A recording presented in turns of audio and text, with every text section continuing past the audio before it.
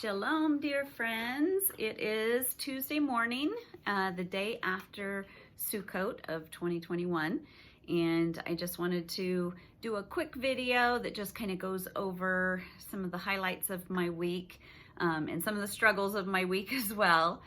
So I guess for the first part, what I most loved about celebrating this year. This year was my very first year celebrating. I didn't officially celebrate it the correct way. I am a Gentile, never even heard of it until last year about this time when I ran into it and thought, I ran into it in the Bible at the same time that it was happening, which was awesome. It's the Feast of Tabernacles or Feast of Booths or Sukkot. And then I had also ran into it in Nehemiah where they pull out the Torah and they start reading it and they realize that they are also right there in the middle of the time of year that they're supposed to be celebrating. So they quickly gather their stuff, make their booths, and celebrate. So I kind of ran into it there, but this was the first year that I knew I was going to close down my business, and I knew I might have time for it this year like I never did before. So I tried to block stuff out of my calendar. I tried to clear my schedule. That didn't work. That was a lot like, you're building a fort or a castle out of sand, and the waves are crashing in, and as fast as you're packing the sand to keep the water from flowing out, more flows in. And that was about like my week. Clearing my schedule just meant more dumped in, and it was like, oh, you have free time, let's do this. So I got to learn how to build better walls to block my schedule. That's the key for next year. It just seems like as soon as, if anybody even knows, oh, you're going to take a little time off sewing, or you're going to slow down, oh, then you have time for this. And my schedule would fill up as fast as I could get the water out of the boat or the sand. So we were sinking fast. But anyway, what I did love is that I intentionally spent a little bit more time with family. 3 different times I got to actually sit watching the stars appear. Once was with some neighbors and my son. A second time was also with my son and my husband, and we just kind of hung out one of the days and just did a low-key dinner and just watched the stars appear, which was really, really nice. And then my parents came over for their Saturday night meal, and I did chicken noodle soup, homemade chicken noodle soup, and homemade bread. And then we sat there longer than normal because we just wanted to wait for the stars to come out. And if you're hearing anything kind of shaking, we are having a windstorm. It is crazy. It started at 6 a.m. this morning and has been blowing, and I've got a hanging basket that's just kind of creaking out there.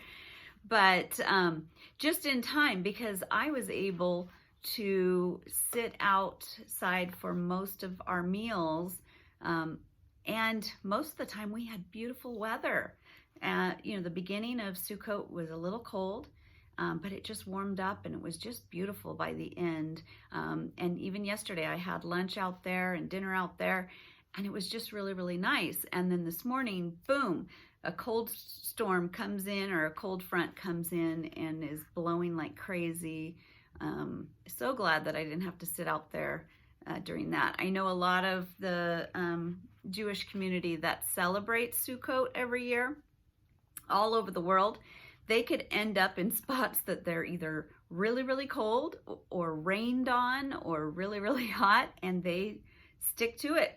They eat their meals out there in the Sukkot. So hurrah for them. They do a good job. That brings me to one of the things that was hard is blocking my time out, and it's hard to tell people that you're going to take the week off. I don't know how to do it next year. People just don't understand Sukkot or a holiday they don't celebrate. If it was Christmas Day, you wouldn't get any calls or any requests to sew, or people want you here or there.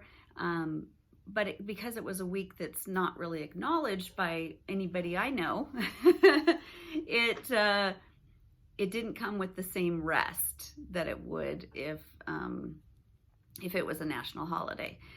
So I think that the one thing that the Jewish community does have for them is that it's kind of mandated.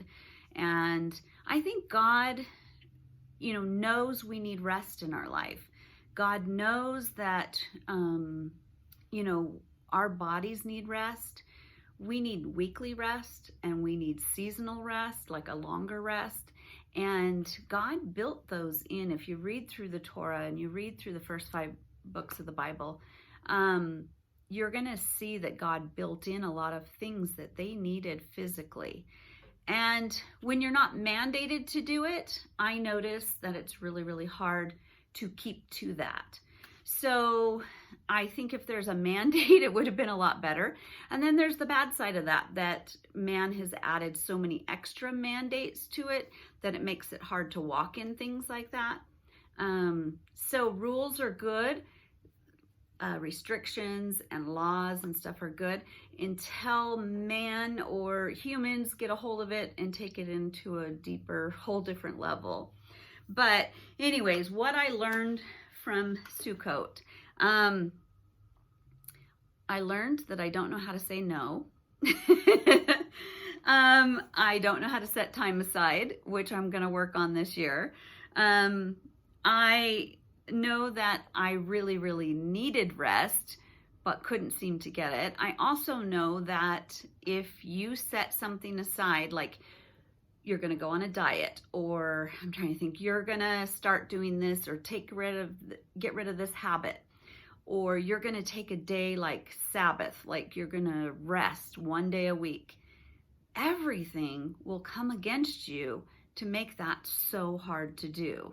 That's the one thing I learned, is that the moment I said, that's it, I want this week, then it just seems like everything fell apart. And then when I couldn't get the full week to just kind of rest and do some resting, then I was like, okay, well, what if I had one day? So even though it was chaotic all the other days, I was like, okay, Thursday, I know I can have Thursday all day. I won't put the alarm clock on, and I will sleep in.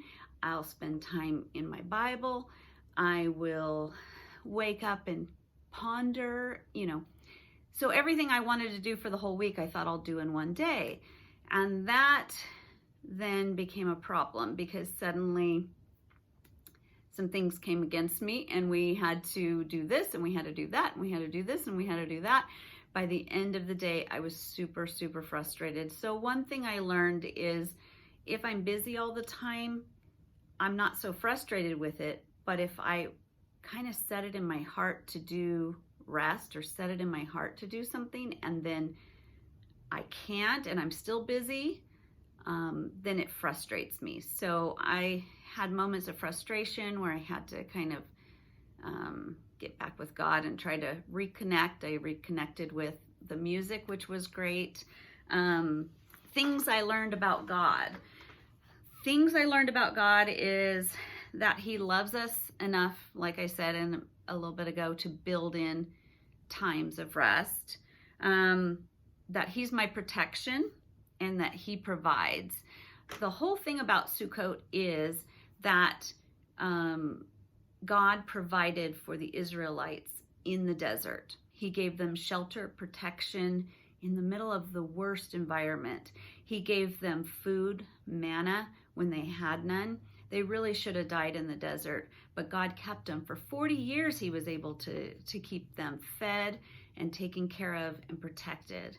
And so I learned that God is the protection.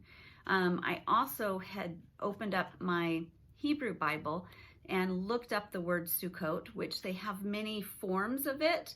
And I started looking at all the different meanings and stuff. Not only does Sukkot mean, or a sukkah, which is actually the hut, sukkah. Sukkah means booth, which is kind of like a temporary hut that you can do for animals or for shelter. It could be tabernacle, which is also the same meaning as booth, which then God says he tabernacles with us. In other words, he lives with us, abides with us. It's also a place we worship God in, the tabernacle. Also, some of the words that came up were hedge and protection from the elements. And so I learned, as I was kind of really thinking on it and studying it, watching some videos on it, that even in the midst of the chaos, even if I couldn't make it all happen, even if you're in the middle of a desert, even if you are completely alone, you feel like you're alone out in the wilderness, you feel like you don't have enough food, you don't have enough money, you don't have enough something, that God is your protection, God is your peace. He will put a hedge around you. He will provide for you in that wilderness. He will and protect you from the elements, those elements being actual elements or those elements being hurt and destruction and death. So those are some things I learned. And then also I saw in a video, I'm going to do a link below in the description, but I also this year just put together that playlist, and I've got 2 more videos I want to show you. One video is about how this is all connected to Jesus, and how some of the things when you're studying the New Testament, he was actually celebrating Sukkot at the time that he said these things or did these miracles.